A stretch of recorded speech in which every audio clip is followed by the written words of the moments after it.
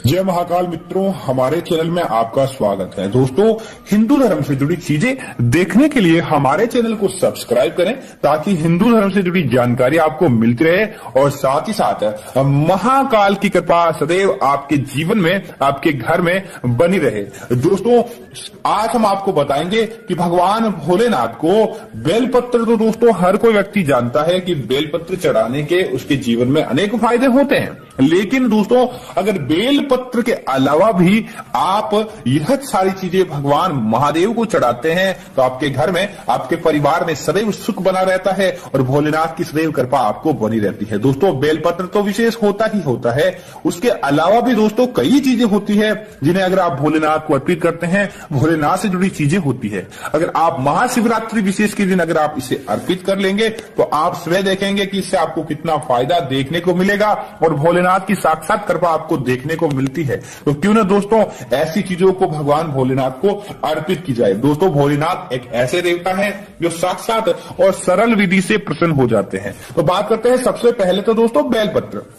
दोस्तों, बेलपत्र एक ऐसी चीज है जिन्हें भगवान महाकाल को चढ़ाया जाता है और दोस्तों ऐसा माना जाता है कि बेलपत्र कभी भी बासी नहीं माना जाता है और बेलपत्र के माध्यम से ही दोस्तों आप अपने जीवन में हर सुख को प्राप्त कर सकते हैं।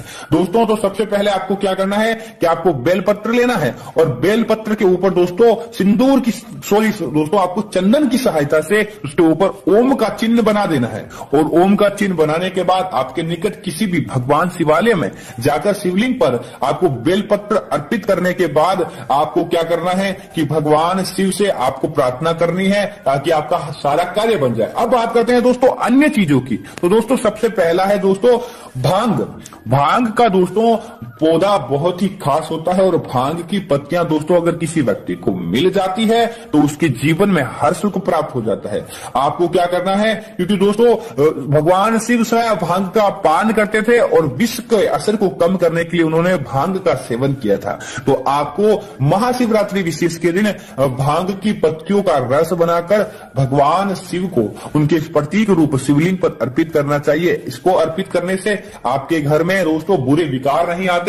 आप अगर लंबे समय से बीमार चल रहे होते हैं तो आपकी वह असाध्य बीमारी भी सही हो जाती है और आपके घर परिवार में कोई कष्ट नहीं आता। इतना प्रभावशाली भांग का उपाय माना जाता है। हाँ, आप इसे अपने जीवन में अगर आप चाहते हैं कि धन की कामना चाहते हैं और आप चाहते हैं कि आपके घर परिवार में कभी भी धन की कमी नहीं रहे तो आपके लिए बहुत ही खास रहेगा कि आप क्या करें कि भांग के पत्तों को, साक्षात आप भांग के पत्तों को भी या भांग को भी जल में मिलाकर आप भगवान शिव को अर्पित कर लें। आपकी स्वास्थ्य में सुधार होगा और अगर आपने धन की कमी, आप अपने जीवन में जूझ रहे थे और धन की मनोकामना चाहते थे तो आपको अपने आप ही धन की जुड़ी जो सारी दिक्कतें हैं उनका सामना आपको नहीं करना पड़ेगा। आपकी वह दिक्कतें दोस्तों कोसों दूर चली जाएगी। दोस्तों इसी तरह धतूरा। दोस्तों भगवान शिव को धतूरा बहुत ही ज्यादा प्रिय है। धतूरे का दोस्तों भगवान स्वयं पान करते थे और दोस्तों धतूरा आसानी से हर व्यक्ति को उपलब्ध हो जाता है। इसमें आपको कोई खर्चा नहीं लगता है या आपको इसे खरीद कर लाने की आवश्यकता नहीं है, हर जगह पर यह पाया जाता है। तो आपको क्या करना है कि महाशिवरात्रि के दिन इसका जो फल रहता है, धतूरे का जो दोस्तों कटीला फल रहता है, आपको क्या करना है कि आपको इसके ऊपर थोड़ा सा चंदन छिटक कर महाशिवरात्रि विशेष के दिन या फिर आप अन्य किसी भी सोमवार के दिन भगवान शिवलिंग पर आपको इसे अर्पित कर देना है। धतूरे का दोस्तों कोई व्यक्ति पुष्प भी चढ़ाता है और कोई फूल भी चढ़ाता है। तो आपको क्या करना है, फल और पुष्प इन दोनों में से कोई भी एक चीज भगवान शिव को अर्पित कर देनी है और अपनी जो मनोकामना है वह मांग ले। हाँ, धतूरा चढ़ाने के बाद दोस्तों कच्चा दूध चढ़ाना अनिवार्य होता है। तो आपको इसे चढ़ाने के बाद कच्चा दूध जरूर चढ़ाना है ताकि आपके ऊपर महाकाल की ऐसे ही कृपा बनी रहे और धन आगमन के दोस्तों आपके जीवन में योग यकायक बनने लगेंगे। क्योंकि दोस्तों महाकाल जिसके ऊपर प्रसन्न हो जाए उसके ऊपर सदैव कभी भी कोई कष्ट नहीं रहता है और वह कष्ट रहता है तो चला जाता है। दोस्तों अगली चीज की बात करें तो वह साधारण सी दोस्तों चीज है, वह चीज है दोस्तों सफेद आंख। दोस्तों सफेद आंख और गुलाबी आंख दो रहते हैं, आपको सफेद आंख की आवश्यकता है। आप क्या करें कि आंकड़े का जो पुष्प रहता है आपको इसे भगवान शिव को अर्पित करना चाहिए। दोस्तों ऐसा माना जाता है कि कलयुग में एक यही ऐसा पुष्प है जिसके माध्यम से व्यक्ति दोस्तों हर चीज को हासिल कर पाता है। तांत्रिक विद्याओं में दोस्तों इसके सूखे फूल का बहुत ही ज्यादा उपयोग किया जाता है। और अगर आप भी भगवान शिव के माध्यम से चाहते हैं कि आपके घर परिवार में खुशियां देखना, आपके जीवन में खुशियां देखना, तो आपको इस पुष्प को भगवान शिव को बिना देर किए अर्पित कर देना चाहिए, ताकि आप देखेंगे कि आपको इसका कितना प्रभाव मिलता है। दोस्तों भगवान शिव को अर्पित किया गया यह पुष्प अगर आप अपने घर में भी लेकर आते हैं तो और उसे अपने घर में धन रखने के स्थान पर रखते हैं, तो आप देखेंगे कि इससे आपको कितना फायदा प्राप्त होगा और आपके घर परिवार में सदैव दोस्तों खुशियां देखने को मिलेगी। दोस्तों इसी तरह अगर आप कनेर का जो पुष्प रहता है, कनेर के पुष्प को भी भगवान शिव को अर्पित कर सकते हैं। इसमें आपको कोई भी विघ्न नहीं होगा, क्योंकि दोस्तों कनेर का पुष्प एक ऐसा पुष्प है जो अमूमन किसी भी देवताओं को अर्पित नहीं किया जाता है, लेकिन भगवान शिव को कनेर का पुष्प बहुत ज्यादा प्रिय है और इसको अर्पित विशेष तौर से धनागमन के योग बढ़ाने हेतु, धन वृद्धि हेतु इसे आप उपयोग में ला सकते हैं। और अगर आप इसे उपयोग में लेकर आएंगे और भगवान शिव को अर्पित करेंगे तो आपके जीवन में धन से जुड़े सारे कार्यों में आपको सफलता मिलेगी। और आंख की तो दोस्तों बात ही छोड़िए, आंख आपके जीवन में हर सुख को प्राप्त करवा देगा। आपको आंख को अर्पित करके आपकी हर मनोकामना भगवान शिव से मांग लेनी है, तो आपके घर में कभी भी कोई कष्ट नहीं रहेगा।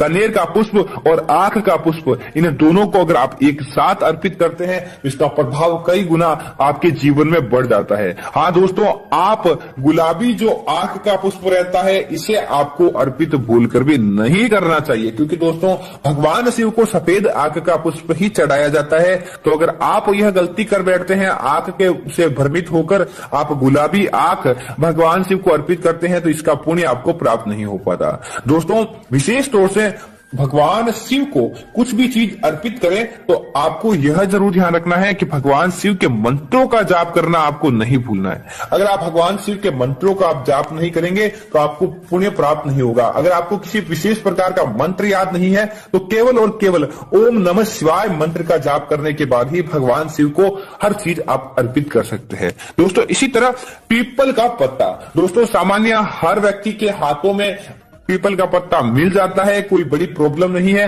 आपको क्या करना है कि पीपल के पत्ते पर लाल पेन की सहायता से आपको आपकी जो भी मनोकामना है वह लिखकर, या आपको पीपल के पत्तों की माला बनाकर या पीपल के पत्ते पर स्वास्तिक का निर्माण करके आप भगवान शिव को पीपल का पत्ता अर्पित कर सकते हैं। आपके घर परिवार में खुशियां रहेगी। और दोस्तों विशेष तौर से आपको किसी कार्य में तरक्की चाहते हैं, यश सम्मान कीर्ति देखना चाहते हैं, या फिर आपके ऊपर कोई मुकदमा जो झूठा चल रहा है आप चाहते हैं कि उसमें आपको सफलता प्राप्त हो, तो आपको पीपल के पत्ते पर स्वास्तिक का निर्माण करके आपको भगवान शिव को पीपल का पत्ता अर्पित कर देना है। आपकी वह मनोकामना तुरंत प्रभाव से पूरी हो जाती है। और साथ ही साथ दोस्तों पीपल का पत्ता अगर आप भगवान महादेव को अर्पित करते हैं तो इससे आपको आपके जीवन में भगवान शनिदेव की कृपा दृष्टि भी देखने को मिलती है और आपके जीवन में सदैव सकारात्मक विचार रहते हैं। दोस्तों इसी तरह भगवान शिव के पुत्र गणेश को दूब बहुत पसंद है।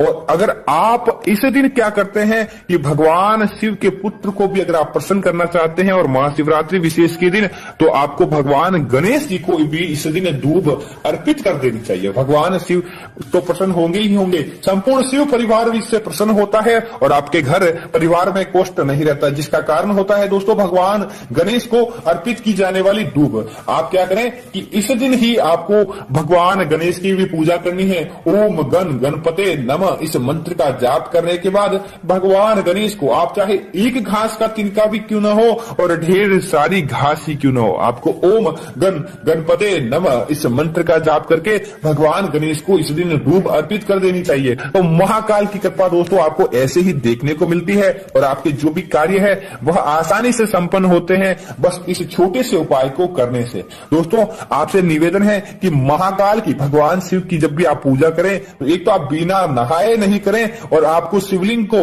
अगर आप जल भी मात्र अर्पित कर देते हैं तो आप देखेंगे कि कितना आपको फायदा प्राप्त होता है। महाकाल तो दोस्तों केवल एक जल मात्र अर्पित कर देने से ही प्रसन्न हो जाते हैं। दोस्तों इसी तरह आप जब भी भगवान शिव को बेलपत्र अर्पित करें, बेलपत्र चढ़ाएं, तब आप इस बात का जरूर ध्यान रखें कि महाशिवरात्रि के दिन भगवान जो शिव को बेलपत्र चढ़ाया जाता है उसको आपको एक बेलपत्र को अपने घर में लेकर जरूर आना चाहिए। अगर आप एक बेलपत्र को अपने घर में लेकर आ जाते हैं और उस बेलपत्र को आप क्या करें कि अपने घर में धन रखने के स्थान या किसी पूजा के स्थान में भी आप रखें और वर्ष भर आप इसे रखेंगे तो देखेंगे कि महाकाल की कृपा का आपको कितना फायदा प्राप्त होता है।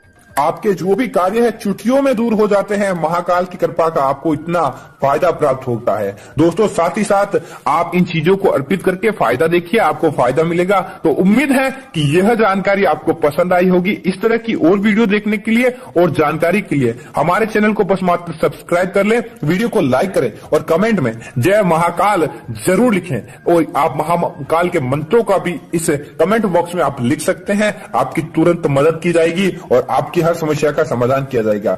जय श्री राम मित्रों, जय महाकाल।